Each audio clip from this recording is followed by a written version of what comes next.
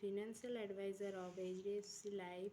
আমি তোমাদেরকে আজকে একটা প্ল্যানিং বলতে চাইছি, financial planning as a financial adviser.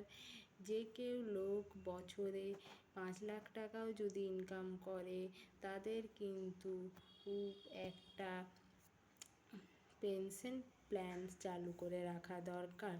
কারণ এখনকার হিসাবে আমাদের যে টাকাটা খরচ হচ্ছে দৈনন্দিন জীবনে চালাতে, নেক্সট ইয়ারে আমাদের কিন্তু খরচটা আরও বাড়বে।